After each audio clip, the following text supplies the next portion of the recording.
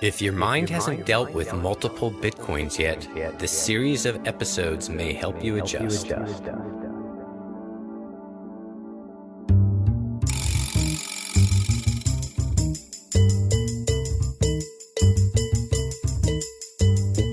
Hello, welcome to episode 48 of The Bitcoin Game. I'm Rob Mitchell. In episode 47, you heard the Bitcoin scaling panel I moderated at the State of Digital Money in Los Angeles. While I loved being part of that panel, I really didn't get to ask many questions. The time went by super quickly, and I really wanted more. So I ended up arranging interviews with Ryan X. Charles and Eric Lombroso. I wanted to dig just a bit deeper into some of the issues around scaling and Bitcoin forks. So without further ado, here's my talk with Ryan X. Charles. I'm not sure what's going to happen. We'll see. So, I mean, you're my first kind of interview since the scaling debate / panel. So we'll see who else comes through in a timely manner to get this done. But okay. So I didn't prepare any questions or anything. I almost just felt like just trying to talk to you. Sure. There are certain things going on this week that are especially interesting, right? So, one thing that happened since the panel was Bitcoin Cash launched, and we now have a big block Bitcoin, like live, right? So that's extremely, it's somewhat unprecedented. And I mean, I didn't see this coming. I'm not sure if anybody else predicted something like this would happen, that there would be a big block split. So that's interesting. It came into existence. Like I remember when we were in LA, I was doing a series of videos every day for 2 weeks that started out being, I was going to monitor UASF. And at that time, UAHF was a backup plan from, Jihan, that if UASF looks like it's going to split the network, they're going to do this UAHF thing. And then what ended up happening instead was BIP91 ended up locking in, which kind of muted UASF. So UASF was, it either succeeded, if you want to look at it that way, or it was just muted by the fact that basically Bitcoin got SegWit anyway. And then at the same time, during this 2-week period, Via BTC decided, well, we're just going to hard fork anyway, and they built on the UAHF, software, which is called Bitcoin ABC, and just went ahead with a hard fork. And they made a bunch of very wise decisions that allowed this hard fork to survive as a split, even though it shares the same proof of work function as Bitcoin. So it came into existence all of a sudden. I mean, within a 2-week period of time, they announced that they were going to do this and then did it, and now we have a split on Bitcoin. And it's as though everyone on Bitcoin now had this airdrop money where it's like, well, all of a sudden everybody's got Bitcoin Cash so long as you were holding your private keys. And then other things happened, all this stuff, it's very fast-paced right now. The amount of big things happening in Bitcoin is happening very rapidly. SegWit has now not only did BIP91 activate, which is sort of a promise to lock in SegWit, then SegWit has been locked in. And the other thing that happened is Bitcoin Cash, as of within the past 24 hours, achieved mining profitability parity with Bitcoin. So there's now a extremely different situation than there was at the time of that panel, which is, we now have an actual, a version of big block Bitcoin. So the market is figuring out what to do with this right now. So there's sort of, or both sides exist.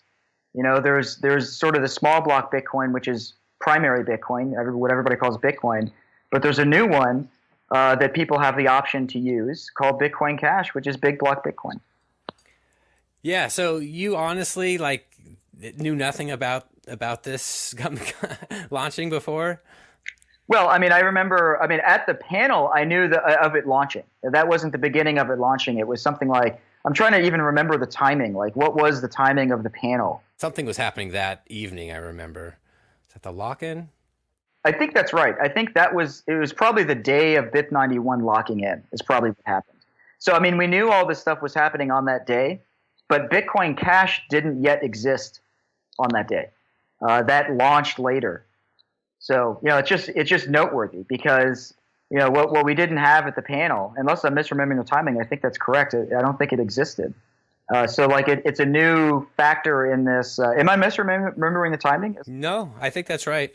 So, the new factor here is now basically we don't really have to argue because they both exist now. I mean, there's a big block Bitcoin and there's a small block Bitcoin. So one of the things I said was something like, then the price of Bitcoin increased significantly. And so I said something like, how high does the price of Bitcoin have to go for us all to just stop fighting and be friends again? Because, there's all this vitriol that's existed for years now. But everyone's doing all right. I mean, the price of Bitcoin's up. We've got a big block Bitcoin for people who want to use that one, and we've got a small block Bitcoin for people who prefer that route. So I don't know if I just look at the most diehard people for their causes, but it seems like people are just really digging in. I do feel like there's going to be still a bit of a war for mining power and a war for price and a war for really, people making claim, hey, this is really Bitcoin. I feel like that's going on social media right now. I agree with you. I mean, it's more like I'm just trying to provide commentary on, look, we shouldn't be fighting, and yet we still are. Like, everything's going to be okay. Like you can have whichever chain you want. And it sounds in the abstract like that would pacify the community, but in many ways it's the exact opposite. The war is continuing. Like people are still being vitriolic. I still see lots of, slander and trolling on social media. Unfortunately, the split didn't pacify anyone. It's still very much everyone's worried about what is going to be branded as Bitcoin. Another thing that's occurring right now is, SegWit 2x is still moving forward. So there's very likely to be another fork in November when the 2x hard fork of SegWit 2x happens. So there's probably going to be yet another one. It just feels so crazy if that's going to happen. But those are two other sides that seem to be really digging in too. So, I mean, I can't tell if Bitcoin Cash was just kind of like a last minute, hey, let's do this. Or, I sometimes imagine there's a really like well thought out plan of how Bitcoin Cash is going to I don't know, maybe increase its market value by people with a lot of money buying a lot. Like I guess has been going on this past 24 hours. Well, I think, yeah, absolutely. I mean, I strongly suspect that, and I'm not really privy to any inside information really, other than just offhand comments from some of the people sort of involved in this, like the developers and the miners involved in Bitcoin Cash, that they've been thinking about this for a long time. So Bitcoin Cash is actually very well thought through with how it works, so that it could survive. So that it could survive as a split from Bitcoin and not be just destroyed by the greater mining power of the primary chain. So the people that launched it, I don't know what the date was chosen by the UASF people, right? Because they decided they wanted to do UASF on August 1st. And the UAHF people decided to just go ahead and use the same date. So it couldn't have simply been that they planned this all along with a date and everything. But I definitely think that the people involved have thought it through well enough to make sure that this alternative chain survives. I originally thought we weren't going to see a fork until November. That would be our first fork. Was that kind of a sense some people were having, or? Well, that was, that's the plan for SegWit 2x. I mean, that was if you had asked me, early July, what I thought was going to happen, which is only like a month and a half ago, right before they announced UA that VIA BTC was going to move forward with UAHF. I would have thought what we're going to see is a fork in November, and it's going to be a clean fork.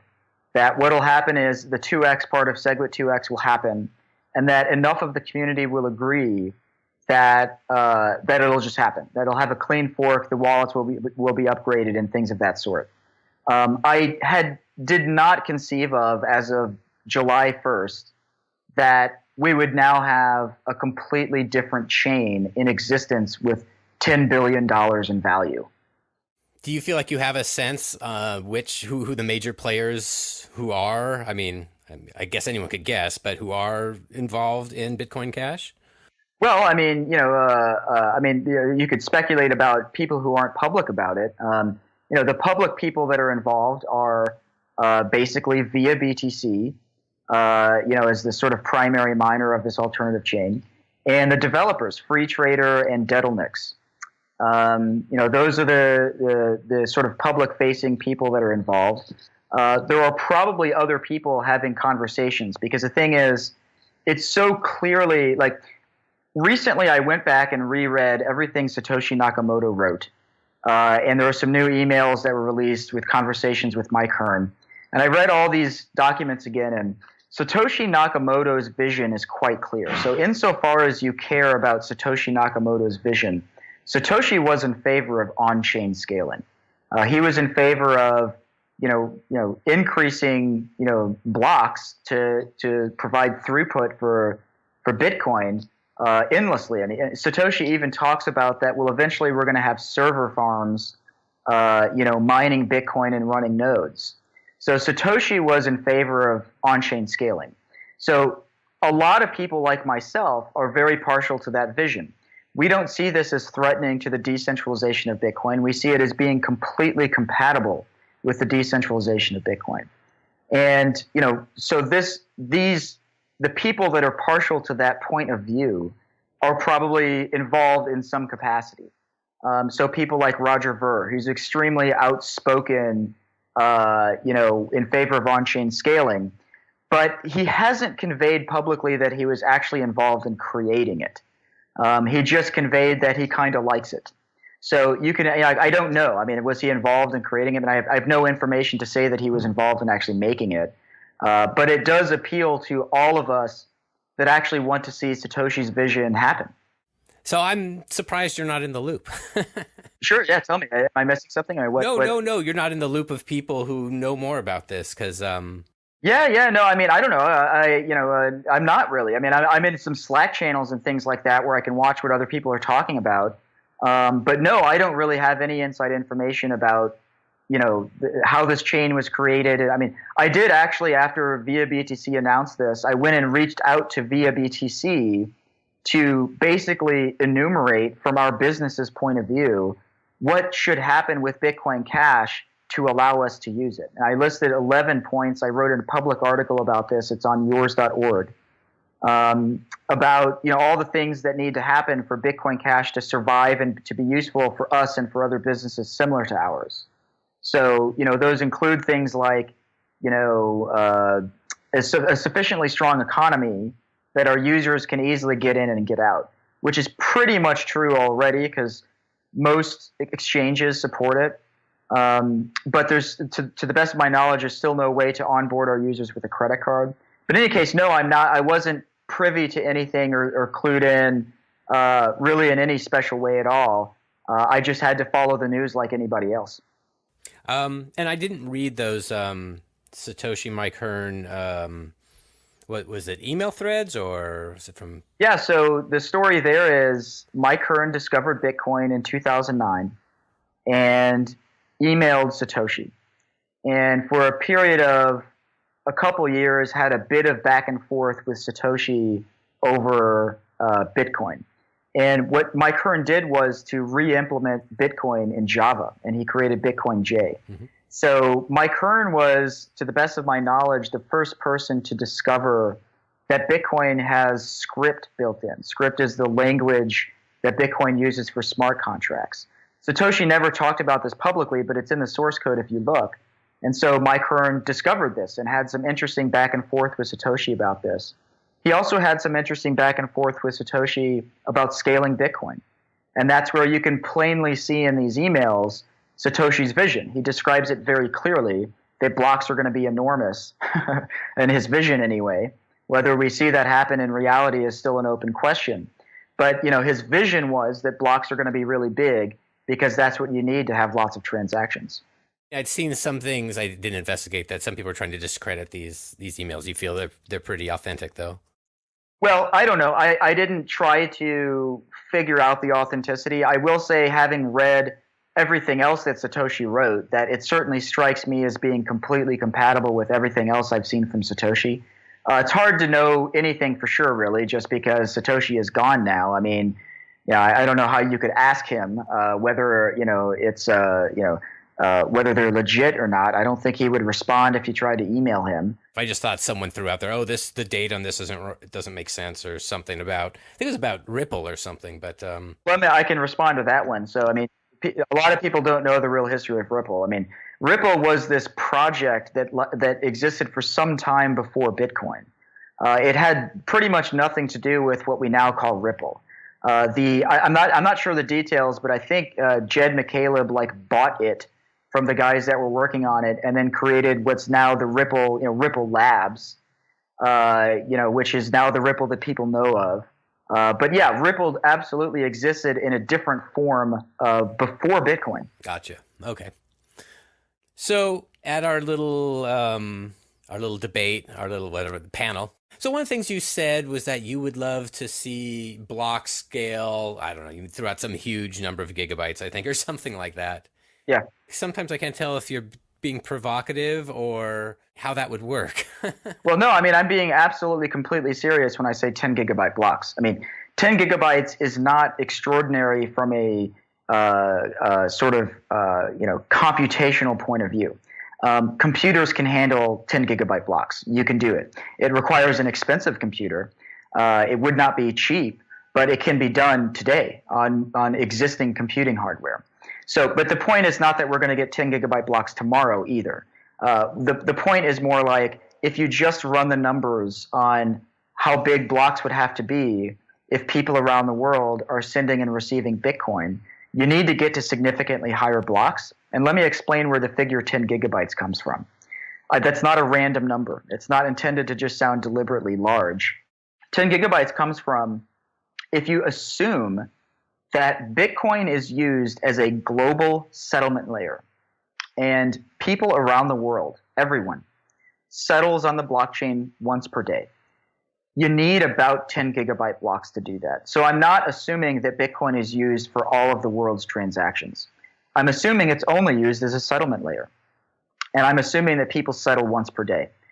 You need significantly larger blocks, and it comes out to something like 8 or so gigabytes. And so I just rounded up to 10 gigabytes for good measure.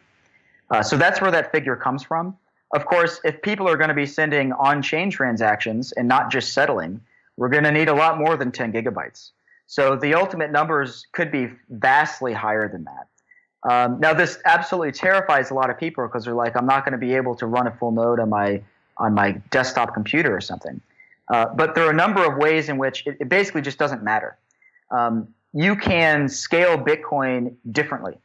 You can use the smart contract system on Bitcoin to, guarantee certain conditions are met, whatever is appropriate for yourself.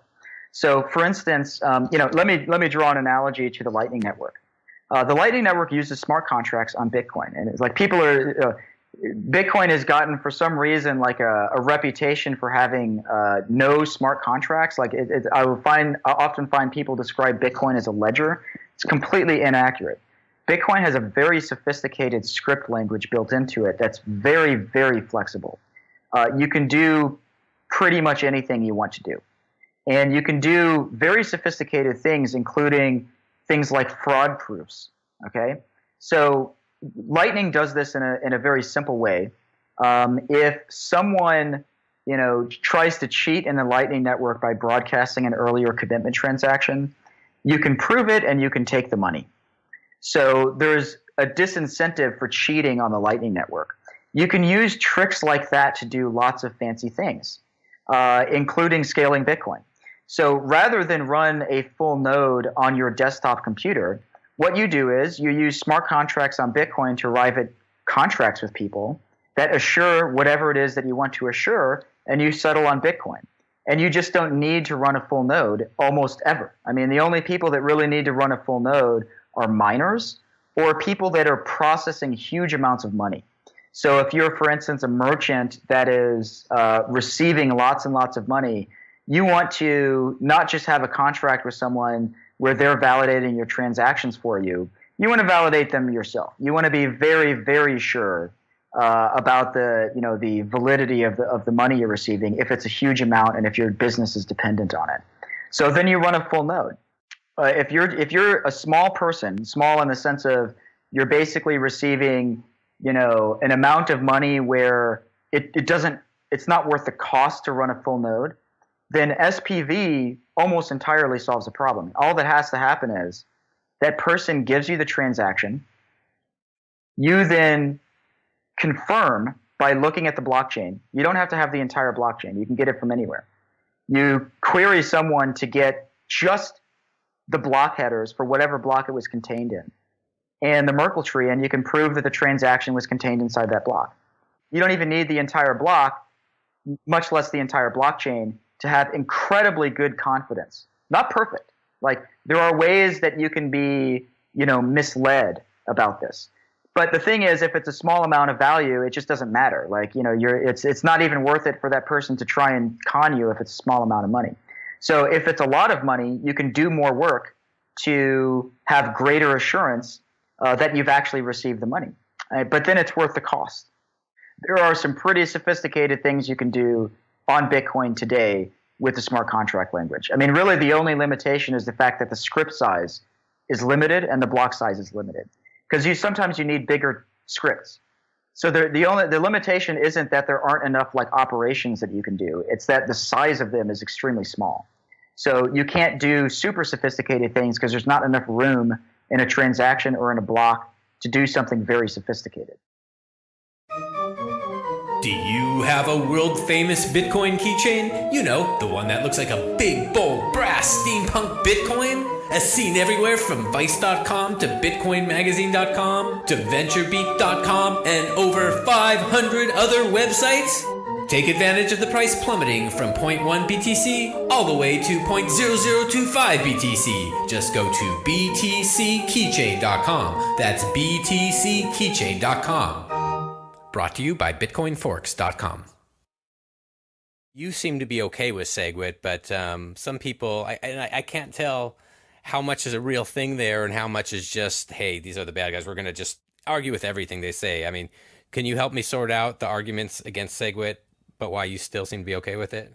I'll give you my point of view first. I just don't really care about SegWit one way or the other. I mean, it doesn't solve the problem that I think needs to be solved, which was we need to uncap the block size so that we have room for the transactions that we're looking to process.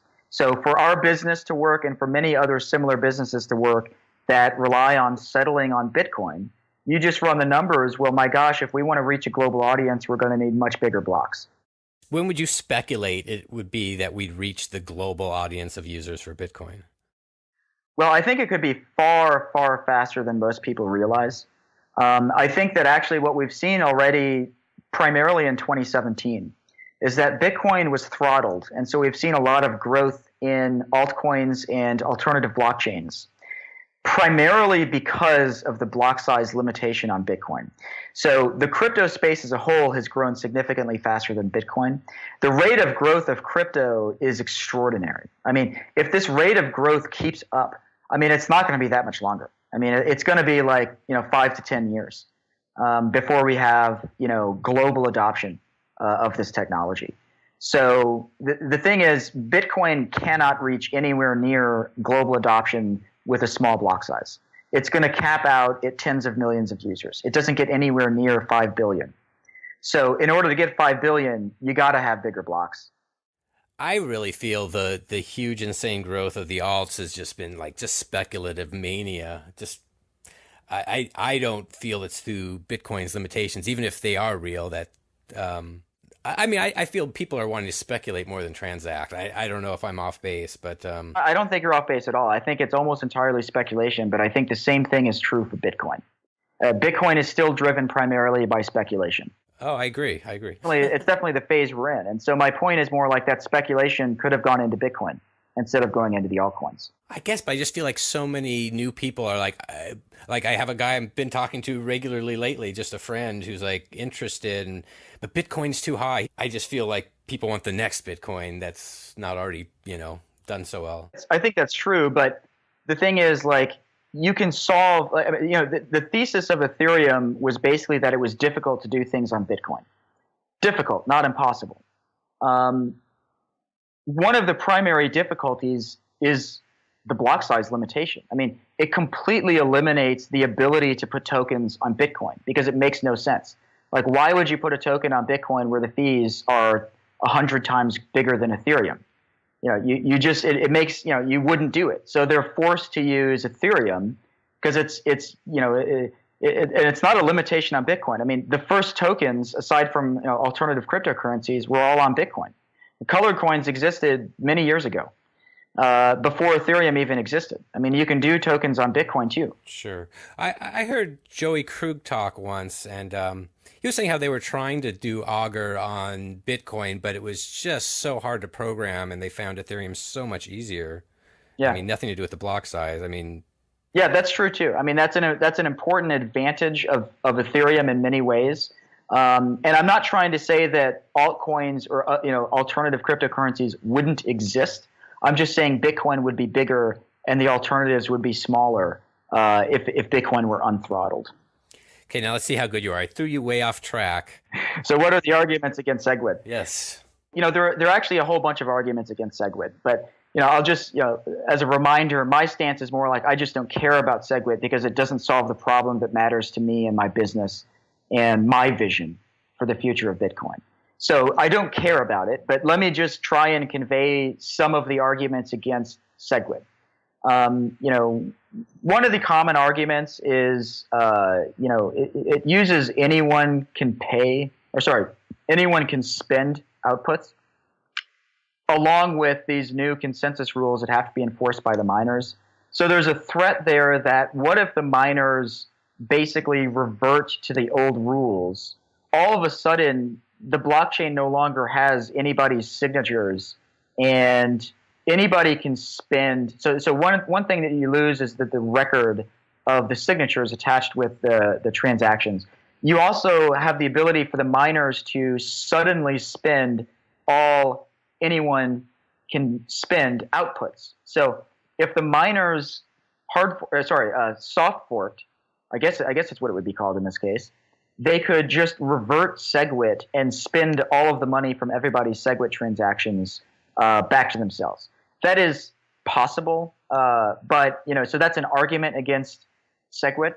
I don't know that it's the best argument. It's just an argument. Like it does strike me as being implausible that would happen. I mean, once the rules are in there, it just seems like why would the miners destroy all their users' value by trying to take it? It sounds like that would be damaging to Bitcoin and wouldn't actually serve the miners' interest. But in any case, that is an argument against it. A couple other arguments are things like, if the signatures are not contained inside the transaction, there's a legal argument that in some jurisdictions, you need to keep a record of the actual, signatures. So if there's a scenario where you have access to only the transaction data and not the signature data, then you don't have the signatures, which are a legal requirement in some cases. Again, this strikes me as being implausible. Like, it sounds like a very odd edge case to argue against SegWit, but it is, it's an argument. And let me pitch one other argument against SegWit. And this is another argument that's like it just won't convince most people, but it's an argument. And the argument is, just look at what Satoshi said. I mean, a transaction is defined in the white paper as a chain of digital signatures. And in SegWit, because it has segregated witness, the signatures aren't in the chain anymore. So it literally violates the very definition of what Bitcoin is according to the Bitcoin white paper. So again, that's like, so what does that mean? I mean, who cares about what Satoshi believes? But it's true that you read the white paper, it's like, it does say it's a chain of digital signatures. So if the signatures are no longer in that chain, I'm talking about the transaction chain, then it's not true anymore. So, it kind of violates Satoshi's definition of Bitcoin. So, but again, who is that actually going to convince? I mean, Satoshi's not around anymore. So if you don't care about Satoshi's vision, then it doesn't matter. I mean, could you maybe suspect he would be okay with it as just technological progress that makes things more efficient? I mean, do you think he was a... Maybe. I mean, SegWit does one thing that's really valuable. I mean, it does a number of different things that all sort of have nothing to do with each other than they could all fit in this one change. But the most important thing is transaction malleability. And transaction malleability is the one reason why at our business and at many others, we would use SegWit. We do like that it just makes it easier to deal with. There's just no transaction malleability if you're using segregated witness. Sure. That's a very important property for the Lightning Network. And although we don't use the Lightning Network, we have our own payment channel system, and we have to have unusual workarounds to get around this problem of transaction malleability.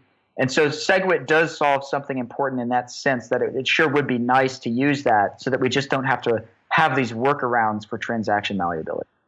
So we sort of don't need it. It's already too late for us because we worked around it anyway. But I suppose for new people building on it, depending on what they're building, Lightning especially, it's a valuable property. Would you guys switch anytime soon to a Bitcoin Cash network? Yeah, great question. So, first of all, we switched from Bitcoin to Litecoin because Litecoin has lower fees. And we like Litecoin a lot, and it's kind of crude to say that that's the only reason. I mean, there are lots of reasons to like Litecoin. It has a very strong economy and a strong community. We would rather have been on Bitcoin because Bitcoin, of course, has an even stronger community and an even stronger economy. There's stronger infrastructure, more tooling, and so on. But we couldn't be on Bitcoin anymore because even with our micropayments layer on top of Bitcoin, the cost of onboarding a user was too high. So we had to look for alternatives, and we switched to Litecoin. Because we built without SegWit, we can use Bitcoin Cash. So our technology, although we haven't tried it yet, should work on Bitcoin Cash almost out of the box. We do have to implement they have a different signature scheme, a SIG hash scheme, which we'll have to implement, but that's not that hard. That's probably it'll take 1 or 2 days probably to implement that. And then we have to have a version of Bitcore that will use Bitcoin Cash, which actually BitPay released a version of it that does exactly that. So it wouldn't be very hard for us to support Bitcoin Cash. And Bitcoin Cash has even lower fees than Litecoin does. And also a lot more people hold Bitcoin Cash. There are more users of Bitcoin Cash because everybody that held Bitcoin up through August 1st got some Bitcoin Cash. Not a lot of tools yet to get it easily for some people, but that's true. It's not yet easy for a lot of people, but that's rapidly changing and people are adding support.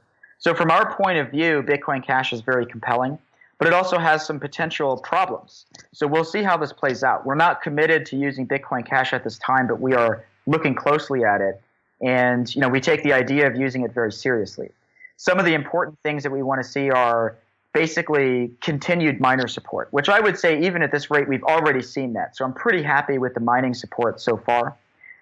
We do want to see more economic infrastructure. So we want to see things like credit card onboarding for Bitcoin Cash.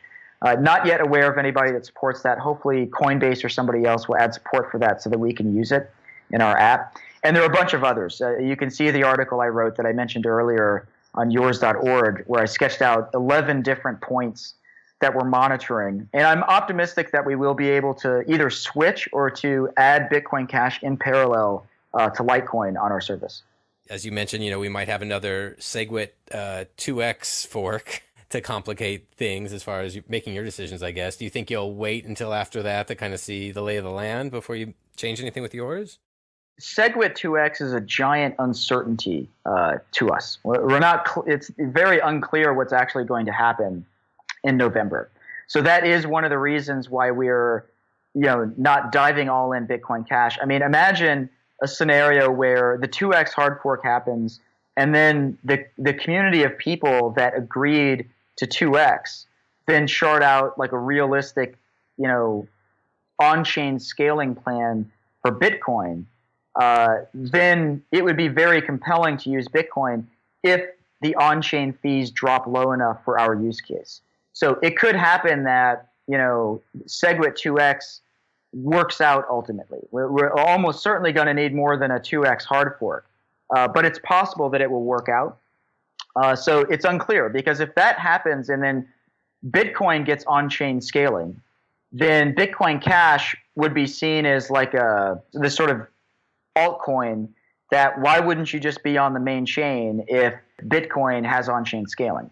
But that's a huge uncertainty. I mean, a lot of people are pushing to not make the 2x part of SegWit 2x happen. Sure. I would say it's unclear exactly what fraction of the industry actually supports it.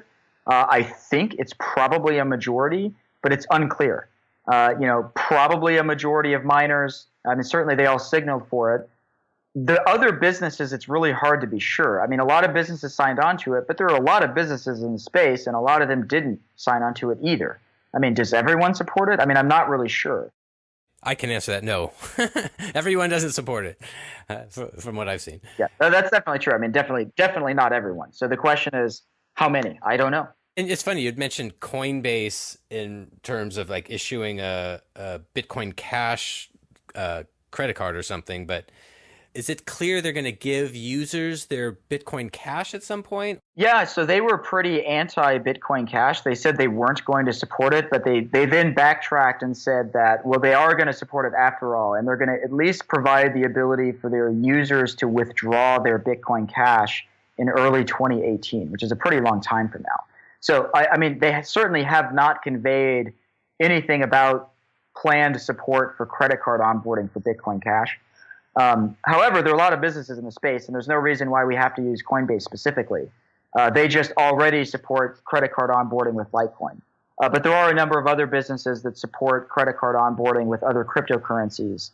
And, if we can't use Coinbase, all we need is just basically one of those companies per country. Because they seem to be, many of these exchanges, because they're highly regulated using traditional fiat currencies, have to comply with a lot of regulations, and so they tend to cluster to individual countries. So we'll end up partnering with multiple different exchanges to provide the credit card onboarding. So it doesn't matter from our point of view who it is, just that we can get it done one way or the other. Okay, so now when you're saying we and our, who are you referring to here? Well, I'm talking about our company. Oh, okay. We at Yours Inc. Yeah. Gotcha. You had mentioned how Via BTC was obviously one of the major players in Bitcoin Cash. And I mean, are they directly or indirectly like a company underneath Bitmain? So my understanding, and again, I'm not really privy to any inside information about this other than what I've seen in the news. My understanding is that Bitmain has a minority sort of stake in Via BTC. So, it's not like Bitmain owns Via BTC, but it is true that Bitmain invested in Via BTC and has less than 50% ownership stake in Via BTC, to the best of my knowledge. BitPay had some instructions on how to adjust, I don't know, some server software that you run, and they didn't make it real clear that this was basically setting it up for SegWit 2 times. And I think they just said this is for SegWit, and it pissed a bunch of people off. This news was, in order to run a Bitcoin node, they basically don't yet. It requires a lot of work to update Bitcore to use SegWit 2x, and they haven't done it yet. So they recommend people run it behind a SegWit 2x node. And I think some people were angry because some people don't want the 2x part of SegWit 2x. I mean, that's my impression, that they're kind of angry with BitPay for supporting SegWit 2x. Is that true? I mean, that's my impression of what's going on there. I mean, my impression was that compounded with it wasn't really clear that this, I guess, would be making your server go with that fork should it happen the 2 times versus, I guess, Core's no 2 time. To some extent, this goes both ways, right? Like, people want to latch on to who owns the brand of Bitcoin. So, I mean, the SegWit 2x people want to own the brand of Bitcoin, and the Bitcoin Core people want to own the brand of Bitcoin too. And if they're going to split, there's a bit of there's conflict there. I mean, they're going to be, they can't have the same name. That would be excessively confusing. We've already got another one with Bitcoin in the name, but to have two of them that are both called Bitcoin would be incredibly confusing. So what will probably happen is one will be called Bitcoin and one won't be. But that's my impression of what's happening, that the contentiousness is more like, the Bitcoin core people, and I don't just mean the developers, but I mean the people that are partial to core, don't want BitPay to make people think that SegWit2x is Bitcoin. But that's exactly what BitPay wants people to think. They think that SegWit2x is Bitcoin, and they're saying it that way, and they would regard the non-forked chain as being the altcoin. So it's just a matter of perspective. I mean, they're both sides are trying to claim the name Bitcoin, and it's not clear what's going to happen. So I feel like this used to be like just the worst thing imaginable, that there'd be a contentious fork and several different forks saying, well, we're the real Bitcoin, and maybe we're going to have three. I mean, is this going to kill Bitcoin? What's going to happen to Bitcoin with so much competition? My point of view is I actually really, really like markets, and I really like to see that if things, if the chain splits, it's okay because, you still have ownership of both chain, and then you can just make a decision about what works for you. I mean, if you want to be on big block Bitcoin, then be on big block Bitcoin. If you want to be on small block Bitcoin, then be on small block Bitcoin. So I like that the market can make a decision here. And yes, it might be confusing, but that's just because Bitcoin is decentralized. I mean, there's no leader that just declares what's going to happen. So all these different people who don't completely agree with each other are going in different directions. And I don't really see anything wrong with that. I do still think that money has a strong network effect and strongly encourages people to pick one common form of money. So I do think that one chain will ultimately win in that sense, that one chain will be the dominant chain. But, and that can change with time. That could be Bitcoin for now. Bitcoin is the dominant cryptocurrency, but a lot of people like Ethereum. Maybe Ethereum will end up being the dominant cryptocurrency. I'm not sure. It doesn't bother me. I don't feel any, to be honest, I'm actually quite relieved that Bitcoin Cash exists now, and that, we're going to see something happen in November that will just, again, let the market decide. So, but I'm clearly a little bit different than other people. I mean, there is a lot of contentiousness still. I mean, I think people just want to hold on to the name Bitcoin is my impression. I mean, I think people are getting angry over who gets to be called Bitcoin. And I'm not sure what the answer to that is. Yeah, I guess it's just tough. Everyone who's not into Bitcoin, but who's been hearing it for years and years and years, and eventually they're probably going to want to get some Bitcoin. And which one? I don't know. So before you go, was there anything during the panel that you felt like you didn't have a chance to really reply to that you'd like to reply to now? There was, but to be honest, I don't remember. Okay. So I'll just say, I mean, in summary, look, I mean, I think to a large extent, it's a difference in values. It's okay to like small block Bitcoin. It's okay to like big block Bitcoin. Let's just let the market decide. Okay. Any exciting stuff coming up in the near future for you? Sure. So we are working on new branding for our company, yours, and we are working on a new UI for our platform. We're also working on updates to our micropayment system that will make it significantly more reliable. So we don't have a timeline for these launched yet for when these things will go into production, but these are our top priorities. So yours will look and feel a lot better soon. So just keep an eye out for that. Visit yours.org and sign up, and we'll mail you when we have the new version of the product available. Anything else you want to talk about? I think that's good. This was an awesome conversation, Rob. Thanks for having me on. A bit of trivia for you. I rarely go to Bitcoin conferences, but happened to be involved in two recently. The only other person I saw at both conferences was Ryan X. Charles. Come visit this episode's show notes page for pertinent links, photos, and more. Just look for episode 48 at thebitcoingame.com. And stay tuned for episode 49, the yin to Ryan's yang, Eric Lombroso.